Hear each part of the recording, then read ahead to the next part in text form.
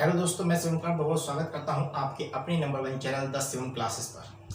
तो दोस्तों, इससे पिछले लेक्चर में यानी कि लेक्चर नंबर 2 में हमने डिस्कस किया था कि क्रिस्टलीय ठोस 4 प्रकार की होती हैं। ठीक है, कौन कौन सी? आणविक ठोस, आयनिक ठोस, सहसंयोजक अथवा नेटवर्क ठोस और धात्विक ठोस। तो 4 प्रकार के हमने क्रिस्टलीय ठोस देखे थे। ठीक है, अब आज हम एक नया टॉपिक डिस्कस करने वाले हैं।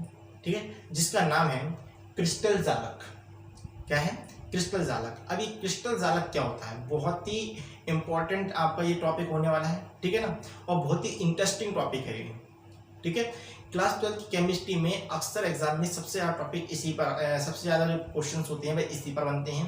क्रिस्टल जालक क्या होता है? ये क्रिस्टल जालक, तो देखिए सबसे पहले हम इसकी परिभाषा देखते हैं। इसकी परिभाषा क्या है, इसे हम बहुत ही बारीकी से समझेंगे। इसका हर एक पॉइंट बहुत ही बारीकी से क्लियर करने वाले हैं। ठीक है, तो देखिए सबसे पहले हम इसकी परिभाषा देखते हैं। परिभाषा क्या है? देखिए, एक्स वाई जेड तीनों अक्षों पर अवयवी कणों के व्यवस्थित होने से बनी जटिल संरचना क्रिस्टल जालक कहलाती है। क्या मतलब हुआ इस लाइन का? एक्स वाई जेड तीनों अक्षों पर अवयवी कणों के व्यवस्थित होने से बनी जटिल संरचना क्रिस्टल जालक कहलाती है। हमने लाइन पढ़ ली, अब हमें इसे रटना थोड़ी ना है, इसलिए हमें रटना थोड़ी नहीं है। हमें तो इसे एक ऐसे समझना है कि हम अपनी भाषा में लिख सकें इसे। ठीक है ना, तो हम पहले इसे एक व्यवहारिक ढंग से समझते हैं। देखिए क्या है, आप इसे देखिए। इस स्ट्रक्चर में आप देख रहे हैं कि कुछ बिंदु हैं और इन बिंदुओं ने एक्स अक्ष, वाई अक्ष और जेड अक्ष तीनों अक्षों पर व्यवस्थित होकर एक जटिल संरचना का निर्माण कर लिया है। ठीक है, तो ये जो जटिल संरचना होती है इसे ही हम क्रिस्टल जालक कहते हैं। ठीक, अब ये जो बिंदु देख रहे हैं ये बिंदु नहीं है, ये किसी पदार्थ के अवयवी कण हैं। ठीक है, जिन्हें बिंदु से दर्शाया गया है। ठीक, तो क्या होता है, इन्हें ही हम अवयवी कण कहेंगे। जो बिंदु हैं यही अवयवी कण हैं। ठीक है, तो ये अवयवी कण जो हैं वो एक्स अक्ष पर भी हैं, वाई अक्ष पर भी हैं और जेड अक्ष पर भी हैं। तो इन्होंने एक्स वाई जेड तीनों अक्षों पर व्यवस्थित होकर एक जटिल संरचना का निर्माण कर लिया है, जिसे इस जटिल संरचना को ही हम क्रिस्टल जालक कहेंगे। क्लियर? तो क्या होता है क्रिस्टल जालक? कि अवयवी कणों के एक्स अक्ष, वाई अक्ष और जेड अक्ष तीनों अक्षों पर व्यवस्थित होने से बनी एक जटिल संरचना जो है इसे ही हम क्रिस्टल जालक कहते हैं। क्लियर? अब देखते हैं कि क्रिस्टल जालक के लक्षण क्या होते हैं। क्रिस्टल जालक की लक्षण क्या होते हैं? तो देखिए, क्रिस्टल जालक का जो प्रत्येक बिंदु होता है, जो बिंदु जो है फर्स्ट जो भी मैंने बताया था यही इसके लक्षण होने वाले हैं। इन्हें हम 1 2 3 4 मतलब कि एक पॉइंटों में लिख देंगे। इसमें क्या है लक्षण? देखिए, फर्स्ट लक्षण जो है तो सबसे पहले क्या लिखेंगे कि जो क्रिस्टल जालक का प्रत्येक जो बिंदु हैं ये बिंदु जो है इन्हें हम जालक बिंदु या जालक स्थल कहते हैं। तो फर्स्ट लाइन क्या होगी हमारी कि क्रिस्टल जालक का प्रत्येक बिंदु जालक बिंदु या जालक स्थल कहलाता है। जालक बिंदु क्यों कहलाता है? क्योंकि एक क्रिस्टल जालक एक जालक का निर्माण तो कर रहा है, एक जालक के बिंदु तो है, जालक के बिंदु, इसलिए हम इन्हें जालक बिंदु करेंगे। ठीक है ना। अब प्रत्येक जालक, सेकंड पॉइंट क्या होता है, प्रत्येक जालक बिंदु अवयवीकरण परमाणु, अणु या आयन को प्रदर्शित करता है। ये जो जालक बिंदु है ये परमाणु, अणु या आयन कुछ भी हो सकते हैं। ये अवयवीकरण तो हैं और अवयवीकरण परमाणु भी हो सकते हैं, अणु भी हो सकते हैं और आयन भी हो सकते हैं। तो सेकंड लाइन ये होगी। ठीक, तीसरा है कि जो अब जालक बिंदु हैं वे एक सीधी रेखा में जुड़े हुए होते हैं, बिल्कुल सीधी रेखा में। ऐसे देखें तब भी सीधी रेखा में, ऐसे देखें तब भी सीधी रेखा में। तो जो जालक बिंदु हैं बिल्कुल सीधी रेखा में जुड़े होते हैं, यानी कि जालक की ज्यामिति प्रदर्शित करने के लिए जो जालक बिंदु होते हैं वह सीधी रेखा में जुड़े होते हैं। ठीक है ना। तो हमारे ये 3 लक्षण हो गए इसके। कौन कौन से? फर्स्ट है कि प्रत्येक जालक बिंदु क्रिस्टल जालक का प्रत्येक बिंदु जालक बिंदु या जालक स्थल कहलाता है। ठीक, दूसरा है कि प्रत्येक जालक बिंदु अवयवीकरण परमाणु, अणु या आयन को प्रदर्शित करता है। ठीक, और तीसरा है जालक की ज्यामिति प्रदर्शित करने के लिए जालक बिंदु सीधी रेखा में जुड़े हुए होते हैं। ठीक है, तो ये इसके होगा लक्षण। तो हमने क्रिस्टल जालक समझ लिया। क्या होता है क्रिस्टल जालक? कि अवयवी कणों परमाणु, अणु या आयन के एक एक्स अक्ष, वाई अक्ष और जेड अक्ष तीनों अक्षों पर व्यवस्थित होने से बनी जटिल संरचना क्रिस्टल जालक कहलाती है। ठीक, अवयवी कणों को बिंदुओं से प्रदर्शित किया जाता है। ठीक है ना, और इन बिंदुओं को हम जालक बिंदु कहते हैं। ठीक है ना। और जालक की ज्यामिति प्रदर्शित करने के लिए जालक बिंदु है वह सीधी रेखा में जुड़े हुए होते हैं। तो ये हो गए इसके लक्षण, ये हो गई इसकी परिभाषा। ठीक, अब आपने देखा कि ये जो स्ट्रक्चर है, ये जो स्ट्रक्चर है इसमें एक भाग ऐसा है जो हाईलाइट करा हुआ है। अब ये जो एक छोटा सा भाग है ये क्या है, ये छोटा सा भाग है ये क्या है, ठीक है ना। तो जरा आप इस पर फोकस कीजिए। अब नेक्स्ट टॉपिक यही है हमारा, इसे हम कहते हैं एकक कोष्ठिका। क्या कहेंगे, एकक कोष्ठिका। तो अब हमारा टॉपिक यही है एकक कोष्ठिका, यूनिट सेल, मात्रक कोष्ठिका, ठीक है। क्या कहेंगे इसे, एकक कोष्ठिका या मात्रक कोष्ठिका, जिसे इंग्लिश में यूनिट सेल कहेंगे, ठीक है। तो अब ये हाईलाइट करा हुआ आप देख रहे हैं, ये भाग क्या है, इसे हम यूनिट सेल एकक कोष्ठिका कहते हैं, ठीक है। अब एकक कोष्ठिका की हम परिभाषा कैसे तैयार कर सकते हैं, देखिए जो चित्र है, जो स्ट्रक्चर है, इसी से एकक कोष्ठिका की परिभाषा तैयार हो जाएगी, ठीक है। तो देखिए पहले हम परिभाषा देखते हैं, फिर इसे समझेंगे। देखिए क्या है, देखिए परिभाषा कि एकक कोष्ठिका किसी क्रिस्टल जालक का वह सूक्ष्मतम भाग होता है जिसकी विभिन्न दिशाओं में पुनरावृत्ति करने पर एक संपूर्ण क्रिस्टल जालक का निर्माण हो जाता है। क्या कह रहे हैं कि एकक कोष्ठिका किसी क्रिस्टल जालक का वह छोटा सा भाग होता है जिसकी विभिन्न दिशाओं में पुनरावृत्ति की जाए तो एक संपूर्ण क्रिस्टल जालक का निर्माण हो जाता है। क्या मतलब हुआ, ठीक है। अब जरा आप इसे देखिए, ये स्ट्रक्चर है, इसमें से जो हाईलाइट किया हुआ भाग है इसे मैं बाहर निकालता हूँ, ठीक है ना। इसे मैंने बाहर निकाला तो ये इस टाइप से आया, एक घन दिख रहा है आपको ये, ठीक है ना, एक घन दिख रहा है। तो इसमें आप देख रहे हैं कि जो एकक ये होती है एकक कोष्ठिका। अब इस एकक कोष्ठिका को मैं इसके ऊपर एक एकक कोष्ठिका और रख दूं, ठीक है ना, इसकी साइड में एकक कोष्ठिका और रख दूं, ठीक है ना, और उसके ऊपर भी एकक कोष्ठिका रख दूं, इसके पीछे भी एकक कोष्ठिका रख दूं। तो इस तरीके से तीनों दिशाओं में, यानी कि एक्स अक्ष, वाई अक्ष और जेड अक्ष, तीनों अक्षों पर इसमें यदि मैं एकक कोष्ठिका लगा दूं तो ये क्या हो जाएगा, एक संपूर्ण क्रिस्टल का निर्माण हो जाएगा, ठीक है ना। ये तो हमारा एक एकक कोष्ठिका हो गई साइड में, ठीक है। और इस एकक कोष्ठिका की सारी विभिन्न दिशाओं में पुनरावृत्ति हो रही है, तो ये क्रिस्टल जालक का निर्माण हो रहा है, ठीक है। इसे इसमें देख रहे हैं कि जो एकक कोष्ठिका है, जो हाईलाइट किया वो भाग है एकक कोष्ठिका है, ठीक है। इसमें आप जरा गौर से देखिए तो इसमें एकक कोष्ठिका ऊपर भी होगी, ऊपर देख रहे हैं, उसके ठीक पीछे एक एकक कोष्ठिका है, ठीक, इसके पास में एक एकक कोष्ठिका है और उसके भी ठीक ऊपर एक एकक कोष्ठिका है, ठीक है। उसके पीछे एकक कोष्ठिका है और पीछे वाली एकक कोष्ठिका के ऊपर भी एक एकक कोष्ठिका है, ठीक है। तो क्या है कि एकक कोष्ठिका की यदि विभिन्न दिशाओं में पुनरावृत्ति की जाए तो एक संपूर्ण क्रिस्टल जालक का निर्माण हो जाता है। तो वही परिभाषा होगी कि एकक कोष्ठिका किसी क्रिस्टल जालक का वह छोटा सा भाग है जिसकी विभिन्न दिशाओं में पुनरावृत्ति कर दी जाए तो एक संपूर्ण क्रिस्टल जालक का निर्माण हो जाएगा। तो ये हो गया एकक कोष्ठिका, ठीक। दोस्तों एकक कोष्ठिका को अभी हमें और डीपली समझना होगा। ये तो हमने केवल इसकी परिभाषा जानी है, इसे कैसे परिभाषित करेंगे। एकक कोष्ठिका को हमें और डीपली समझना है, एकक कोष्ठिका के प्रकार को भी जानना है, एकक कोष्ठिका के प्रकार कौन कौन से होते हैं, ठीक है। तो एकक कोष्ठिका को और डीपली समझेंगे, लेकिन एकक कोष्ठिका को डीपली समझने के लिए हमें एक घन के बारे में जानकारी होनी चाहिए। एक घन के बारे में जानकारी होना हमारे लिए ज़रूरी है, क्योंकि जब तक हमें एक साधारण से घन की जानकारी नहीं होगी हम एकक कोष्ठिका को नहीं समझ सकते, ठीक है। क्योंकि आपने अभी देखा जो एकक कोष्ठिका है ये एक घन ही तो है, इसमें आपको एकक कोष्ठिका की जो मैंने स्ट्रक्चर दिखाई है आपको, ये एक घन है, ठीक है।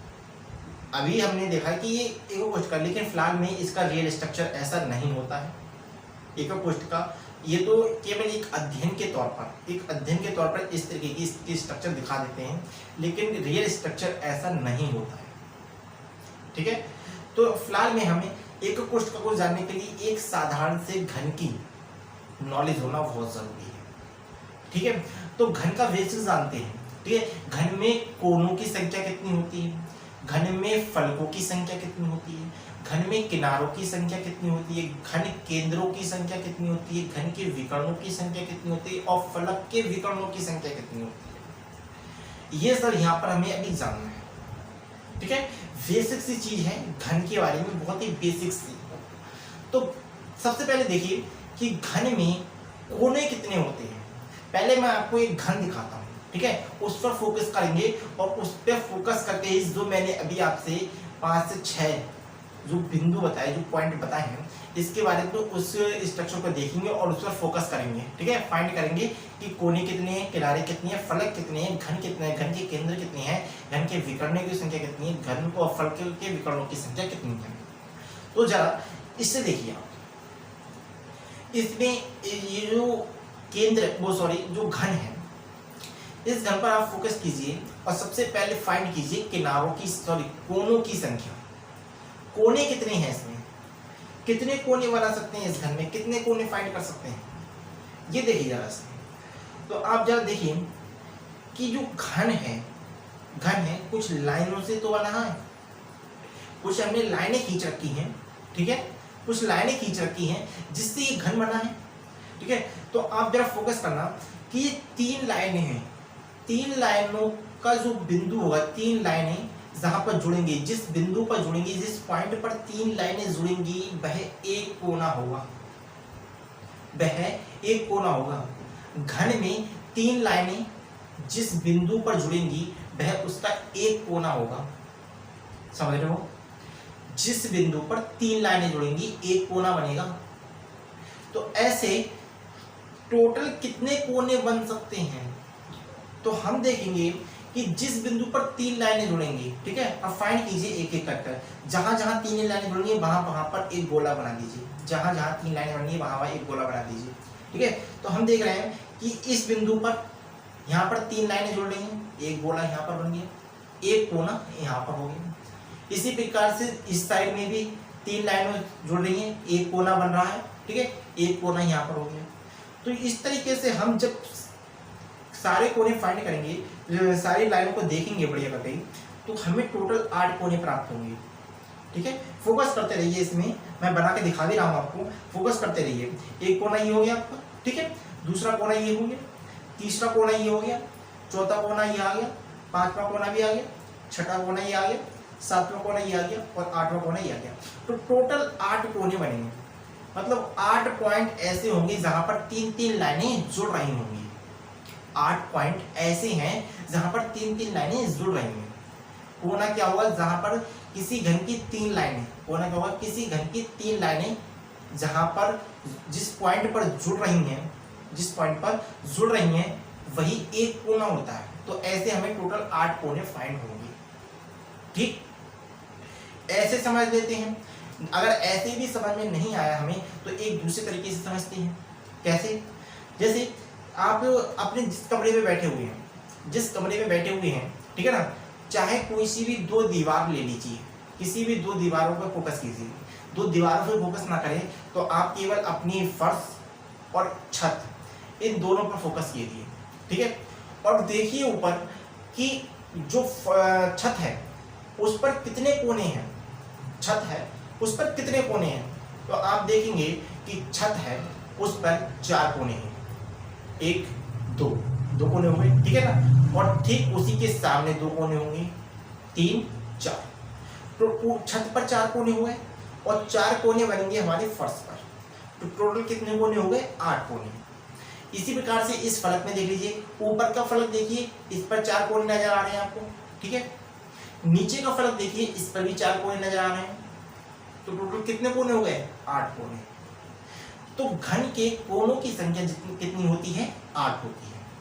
ठीक, बात करें घन के फलकों की संख्या कितनी होती है, घन के फलकों की संख्या कितनी होती है। तो आप देखिए कि घन कितने फलकों से बना होगा। फलक क्या होता है, फलक जैसे आपका कमरा है, कमरा कितनी दीवारों से मिलकर बनेगा, आपका जो कमरा है कितनी दीवारों से मिलकर बनेगा।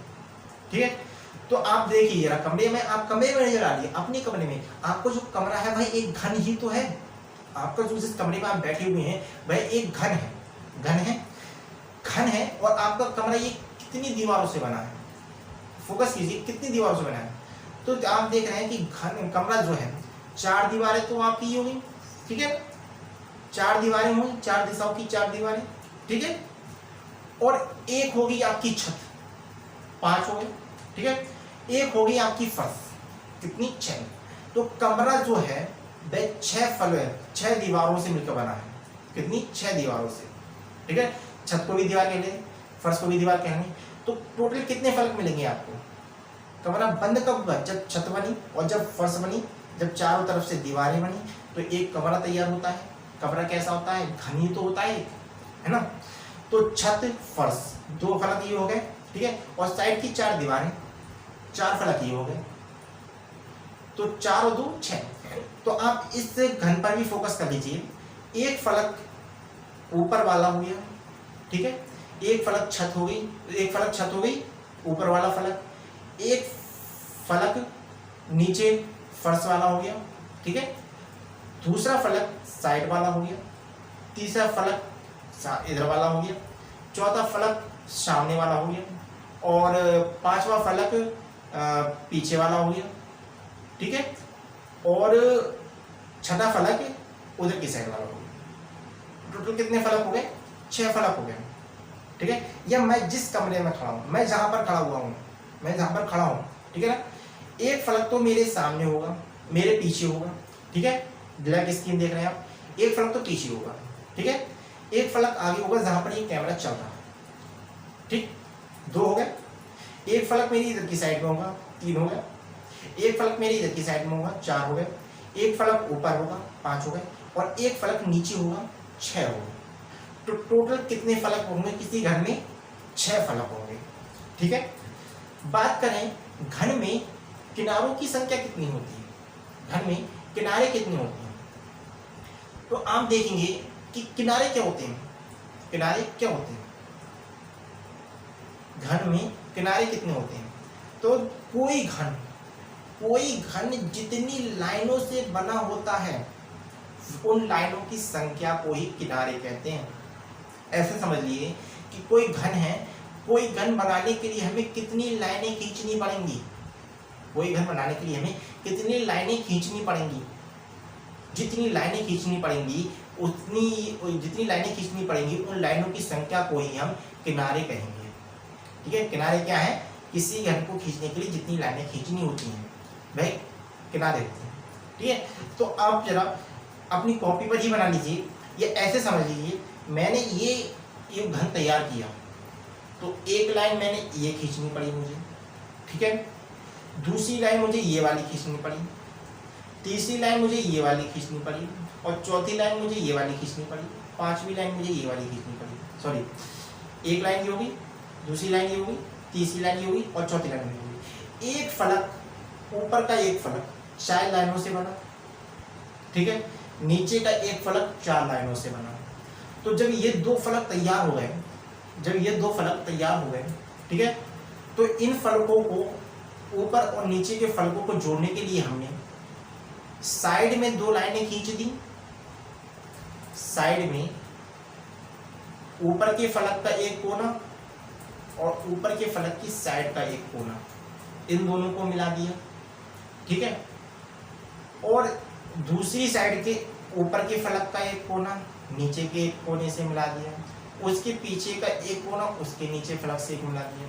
तो इस प्रकार से टोटल जो लाइनें हमें खींचनी पड़ी वह 12 लाइनें खींचनी पड़ी। नहीं समझ में आया? कोई बात नहीं, और डीपली समझते हैं कैसे किनारों की संख्या फाइंड की, ठीक है। तो अब हम इस स्ट्रक्चर को छोड़े, इसे हटा देते हैं और खुद ही एक स्ट्रक्चर फाइंड करते हैं, ठीक है, खुद ही एक घर बनाते हैं, कैसे बनेगा। तो सबसे पहले मैंने एक ये लाइन खींच दी, एक लाइन हो गई। दूसरी लाइन मैंने ये खींच दी, ठीक है, तीसरी लाइन मैंने ये खींच दी, ठीक, चौथी लाइन मैंने ये खींच दी, 4 लाइनें ये हो गई, ठीक है। अब 5वीं लाइन मैंने ये खींच दी, ठीक है, 6ठी लाइन मैंने ये खींच दी, ठीक, 7वीं ये खींच दी और 8वीं ये खींच दी, ठीक है। 9वीं लाइन मैंने ये खींच दी, 10वीं ये खींच दी, 11वीं ये खींच दी और 12वीं लाइन मैंने ये खींच दी। तो अब हमने टोटल 12 लाइन खींची, 12 लाइन बनाई हमने, ठीक है, और 12 लाइन बनाई, 12 लाइन को जब हमने जोड़ा तो एक घन तैयार हो गया। तो घन में किनारों की संख्या कितनी हुई? 12, ठीक। अब बात करें घन के केंद्र कितने होते हैं, तो सिंपल सा फंडा है, घन का केवल एक ही केंद्र होता है, किसी घन का केवल एक ही केंद्र होता है। इस घन को देख लीजिए, इसका जो केंद्र होगा वह केवल एक ही होगा, केंद्र केवल एक ही होता है घन का। ठीक, बात करें घन के विकर्णों की संख्या कितनी होती है, घन के विकर्णों की संख्या कितनी होती है। तो घन के जो विकर्ण है, अब आप ऐसे समझिए, ये घन है, ठीक है, नीचे के फलक के 4 कोने हैं, ऊपर के फलक को देखिए 4 कोने हैं, ठीक है। अब 4 कोने ऊपर के फलक, 4 कोने नीचे के फलक के, ठीक है, हर एक कोने को उसके अपोजिट फलक से मिलाना है। हर एक कोने, ऊपर के 4 कोने के नीचे के 4 कोने से मिलाना है, लेकिन अपोजिट डायरेक्शन में अपोजिट मिलाना है, ठीक है। जैसे इस कोने को मैंने लिया, तो इस कोने को मैं सीधे नहीं मिलाऊंगा, मुझे तो विकर्ण बनाने हैं ना, तो इस कोने को मैं इस कोने से मिलाऊंगा, इस कोने को मैं इस कोने से मिलाऊंगा, एक विकर्ण ये हो गया, 2 कोने जुड़ गए, एक विकर्ण हो गया, ठीक है। इस कोने को मैं इस कोने से मिलाऊंगा, इस कोने को मैं इस कोने से मिलाया मैंने, तो एक विकर्ण ये हो गया। अब तक हम 4 कोने मिला लिए हमने, ठीक है। अभी हमारे पास 4 कोने और बचे हुए हैं, 4 कोने, टोटल 8 कोने होते हैं, ठीक है। तो अब मैंने इस कोने को इस दूसरी साइड के कोने से मिलाया, तो एक विकर्ण ये बना, 3 विकर्ण हो गए। अब मेरे पास बचे 2 कोने, इस कोने, एक ये वाला कोना और एक ऊपर वाला कोना, ठीक है। इस कोने को मैंने इससे मिला दिया, तो अब हमारे पास विकर्ण हो गए कितनी, 4, यानी कि कोने 8 हैं। कोने 8 को जब एक दूसरे से मिलाएंगे, ठीक है, तो हमें कितने कोने प्राप्त होंगे, सॉरी कितने विकर्ण प्राप्त होंगे, 4 विकर्ण हमें प्राप्त होंगे, ठीक है। ये तो गए घन के विकर्ण हो गए, ये तो कि घन के विकर्ण, घन के कोने को हमने आपस में मिलाया, यानी विकर्ण बनाए, घन के कोनों से हमने जब विकर्ण बनाए तो हमें 4 विकर्ण प्राप्त होंगे, ठीक है ना। अब बात करें फलक के विकर्ण कितने बनेंगे, फलक के विकर्ण कितने बनेंगे, तो आप एक फलक ले लीजिए, घन का केवल एक फलक ले लीजिए, और उस फलक पे देखिए हम कितने कोने, कितने विकर्ण बना सकते हैं, कितने विकर्ण बना सकते हैं। तो एक घन पर आप देखिए 1 और 2, केवल एक फलक पर केवल हम 2 विकर्ण बना सकते हैं। और अभी हमने देखा फलक होते कितने हैं घन में, 6 फलक होती हैं, 6 दीवारें होती हैं, ठीक है ना। तो 6 दीवारें होती हैं, यानी कि 6 फलक होते हैं, तो एक फलक पर हम 2 विकर्ण बना सकते हैं, तो 6 फलकों पर कितने विकर्ण हो जाएंगे, 12, ठीक है। तो फलक के विकर्णों की संख्या कितनी हो गई, 12। तो ये तो हो गया घन का बेसिक, घन को हमने अच्छी तरीके से समझ लिया। कोनों की संख्या 8 होती है, फलकों की संख्या 6 होती है, किनारों की संख्या 12 होती है, घन केंद्रों की संख्या 1 होती है, घन विकर्णों की संख्या 4 होती है, और फलक विकर्णों की संख्या 12 होती है। ये तो हो गया घन का बेसिक, ठीक है। तो दोस्तों आज के लेक्चर में बस इतना ही। आज हमने जितने भी टॉपिक समझे हैं, ठीक है, आज हमने जितने भी टॉपिक समझे हैं टेलीग्राम चैनल पे उसके आपको नोट्स प्रोवाइड कर दिए जाएंगे। टेलीग्राम चैनल को ज्वाइन कर लें, ठीक है, द शिवम क्लासेस नाम से आप हमारा टेलीग्राम चैनल है, वहां पर जाकर आप उसे ज्वाइन कर लें।